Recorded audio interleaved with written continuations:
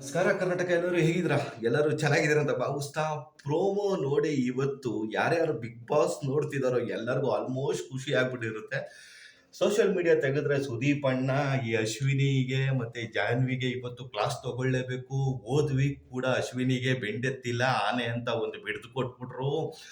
ಈ ಸತಿ ಸುದೀಪ್ ಅಣ್ಣ ಮಾತಾಡ್ಲಿಲ್ಲ ಅಂದ್ರೆ ಸರಿ ಇರಲ್ಲ, ಮರ್ಯಾದೆ ಹೋಗ್ಬಿಡುತ್ತೆ, ಬಿಗ್ ಬಾಸ್ ನೋಡೋದ್ ಬಿಟ್ಬಿಡ್ತೀವಿ ಅಂತ ಎಷ್ಟೋ ಜನ ಸೋಷಿಯಲ್ ಮೀಡಿಯಾದಲ್ಲಿ ಹಾಕ್ತಿದ್ರು. ಇವತ್ತು ಜಾನ್ವಿಗೆ ಮತ್ತೆ ಅಶ್ವಿನಿಗೆ ಹಾಕೊಂಡು ರುಬ್ತಾ ಇರೋ ಒಂದು ಟ್ರೈಲರ್ ನೋಡಿ ಜನಕ್ಕೆ ಇವತ್ತು ಸ್ವಲ್ಪ ಸಮಾಧಾನ ಆಗಿರುತ್ತೆ. ಪಿಕ್ಚರ್ ನೋಡೋಣ, ಇನ್ನು ಬೇರೆ ಲೆವೆಲ್ಗೆ ಇರುತ್ತೆ. ಯಾಕಂದ್ರೆ ಆ ಒಂದು ರಕ್ಷಿತಾ ಶೆಟ್ಟಿ ಏನ ಚಿಕ್ಕ ಹುಡುಗಿ ಇದ್ದಾಳೆ, ಈ ಲೆವೆಲ್ಗೆ ಪರ್ಸನಲ್ ಅಟ್ಯಾಕ್ ಮಾಡೋದು. ಅವ್ರಿಗೂ ಒಂದು ಫ್ಯಾಮಿಲಿ ಇರುತ್ತೆ, ಅವ್ರ ಫ್ಯಾಮಿಲಿಯವರು ಬಿಗ್ ಬಾಸ್ ನೋಡ್ತಿರ್ತಾರೆ. ನಾವ್ ಈ ತರ ಮಾತಾಡಿದ್ರೆ ಹೆಂಗಿರುತ್ತೆ, ಆ ಹುಡುಗಿ ಬಗ್ಗೆ ಇಷ್ಟೊಂದು ಅಯ್ಯೋ ಅನ್ಸಿದ್ರೆ ಯಾವ ತರ ಇರುತ್ತೆ ಅಂತ ಒಂದು ಕಾಮನ್ ಸೆನ್ಸ್ ಬೇಡ? ಒಬ್ರು ಹೋರಾಟಗಾರರು, ಇನ್ನೊಬ್ರು ಬಂದು ನ್ಯೂಸ್ ಆಂಕರ್ ಆಗಿ ಕೆಲಸ ಮಾಡ್ತಿದ್ದಾರೆ. ಆ ಮನುಷ್ಯತ್ವ ಮಾನವೀಯತೆ ಇಲ್ವಾ ಇವ್ರಿಗೆ? ಇವ್ರು ಯಾ ಸೀಮೆ ಹೆಣ್ಮಕ್ಳು ಗುರು?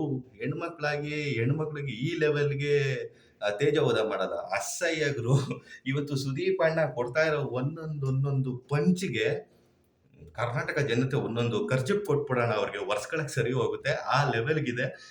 ನನಗ್ಯಾಕೋ ಇಷ್ಟ ಆಗ್ತಾ ಇಲ್ಲ ಗುರು. ಸೋಷಿಯಲ್ ಮೀಡಿಯಾ ನೀವು ತೆಗೆದ್ರೆ ನೀವು ನೋಡ್ತಿರ್ತೀರಾ, ಆಲ್ಮೋಸ್ಟ್ ಎಲ್ಲರೂ ಸೋಷಿಯಲ್ ಮೀಡಿಯಾದಲ್ಲಿ ಇವತ್ತು ಈ ಒಂದು ಕ್ಲಾಸ್ ತಗೊಂಡಿರೋದಕ್ಕೆ ಎಷ್ಟೋ ಒಂದಷ್ಟು ಜನ ಖುಷಿ ಪಟ್ಟಿರ್ತಾರೆ. ತುಂಬಾ ನನಗಂತೂ ನಿಜವಾಗ್ಲೂ ನೋಡಿ ನನಗೂ ಖುಷಿ ಆಯ್ತು. ಆ ಒಂದು ಹುಡುಗಿಗೆ ಒಂದ್ ಸ್ವಲ್ಪ ಧೈರ್ಯ ಇವಾಗ ಬಂದಿರುತ್ತೆ ಸುದೀಪ್ ಅಣ್ಣ ಮಾತಾಡಿದ್ಮೇಲೆ.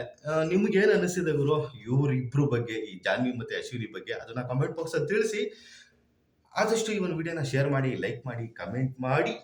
ಮುಂದಿನ ಅಪ್ಡೇಟ್ಗಳನ್ನ ಕೊಡೋದಕ್ಕೆ ಬರ್ತೀನಿ. ಅಲ್ಲಿವರೆಗೂ ನಮಸ್ಕಾರ.